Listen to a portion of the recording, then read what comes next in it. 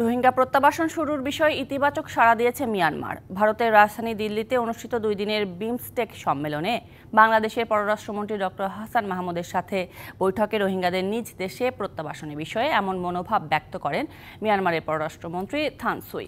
প্রতিবেশী দেশগুলোকে অগ্রাধিকার দিয়ে সমুদ্রনীতি ও বাণিজ্য সম্পর্ক জোরদারের প্রত্যয় নিয়ে ভারতের রাজধানী দিল্লিতে শুক্রবার শেষ হয় বিমস্টেক সম্মেলন।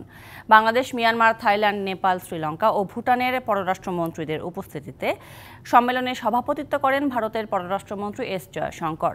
বৃহস্পতিবার ভারতীয় ও মিয়ানমারের পররাষ্ট্রমন্ত্রীর সাথে বৈঠক করেন বাংলাদেশের পররাষ্ট্রমন্ত্রী ডক্টর হাসান মাহমুদ। থান সুইয়ের সাথে বৈঠকে পররাষ্ট্রমন্ত্রী ডক্টর হাসান মাহমুদ রোহিঙ্গাদের নিরাপদ প্রত্যাবাসনে মিয়ানমারের প্রতিশ্রুতি মনে করিয়ে দেন। জবাবে মিয়ানমারের পররাষ্ট্রমন্ত্রী তার সরকারের সাথে আলোচনা করে দ্রুত প্রত্যাবাসন শুরুর বিষয়ে আশাবাদ ব্যক্ত করেন। নগদের কাছে সব গ্রাহকই প্রিয়, তাই তো সারা দেশে ক্যাশ আউট চার্জ সবচেয়ে কম।